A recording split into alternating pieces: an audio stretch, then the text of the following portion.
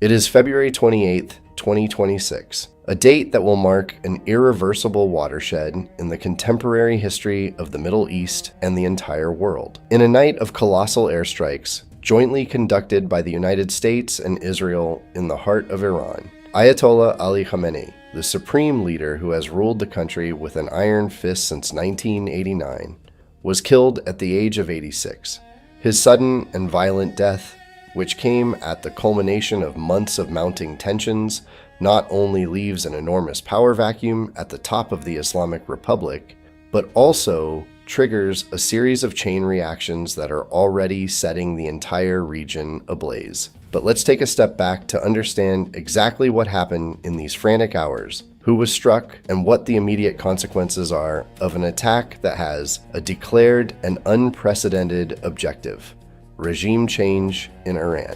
It all begins on Saturday, February 28th. The skies over a staggering 24 Iranian provinces are crossed by a massive wave of Israeli and American fighter jets, drones, and missiles. This is not a simple warning strike or an operation limited to nuclear sites, as occurred in June 2025.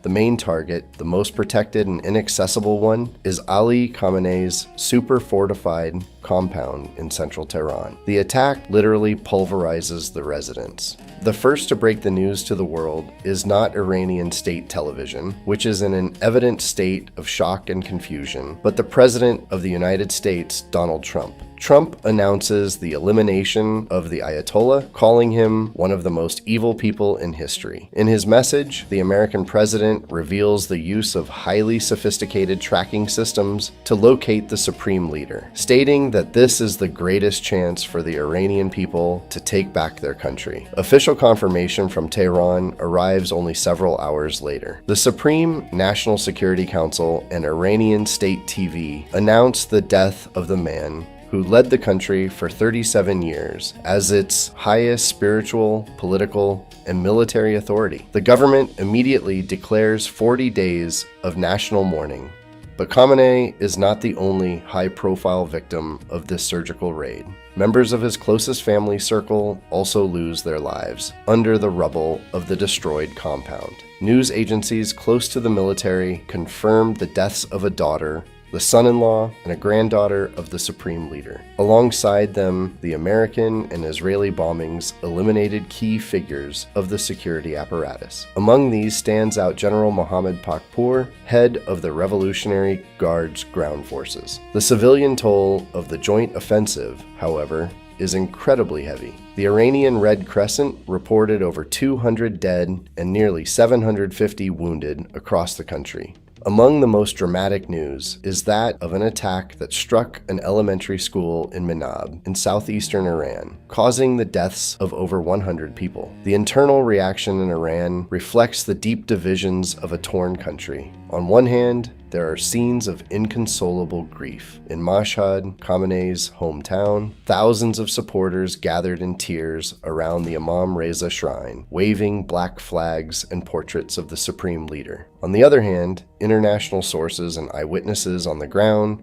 report diametrically opposed scenes in Tehran, where, under the cover of night, groups of citizens celebrated in the streets the fall of the man who had bloodily repressed the massive democratic protests of recent years. In particular, between January 8th and 9th, Iran was a stage for what has already been classified as the bloodiest repression of civil protests in the country's history. The Iranian government admits to roughly 3,000 victims. Leaked documents from internal intelligence estimate that between 30,000 and 36,500 people were slaughtered in just 48 hours. But the question that obsesses chancelleries around the world today is, who will take Khamenei's place? His disappearance creates a frightening power vacuum. Since 1989, Khamenei had consolidated absolute authority. Now, there is no clear and designated successor. According to the Iranian constitution, it is up to the Assembly of Experts, a council of 88 clerics, to elect the new supreme leader. In the meantime, the country will be led by a transitional council formed by President Masoud Pezeshkian, Ghosn Mohsen Mohseni-Ejei, and another high-ranking official. However,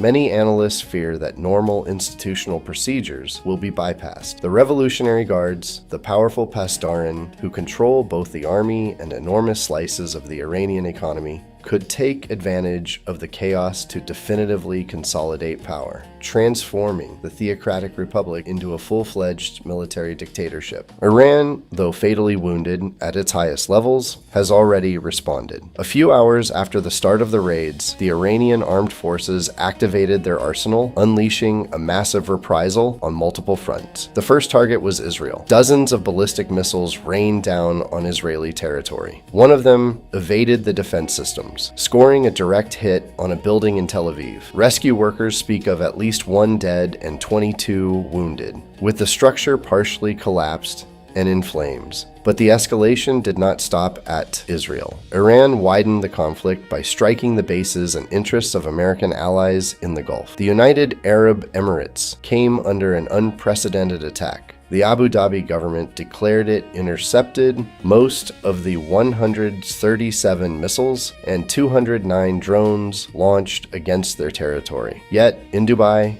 there were injuries at the international airport, and flames were spotted in iconic hotels like the 𝗦𝗦𝗕𝗦𝗦𝗓 and the Fairmont.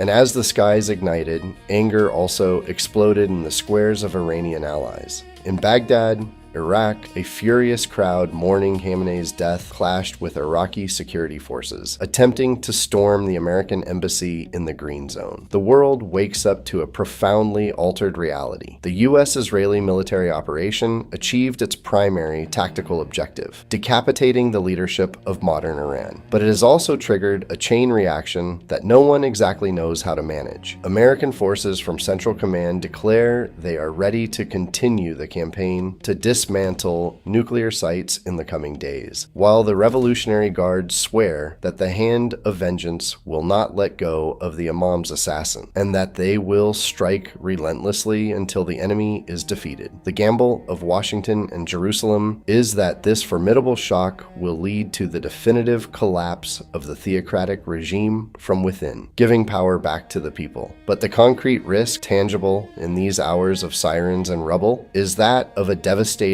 regional war that could drag entire countries into the abyss and block global energy routes. The architecture of the Middle East that we have known in recent decades has officially collapsed,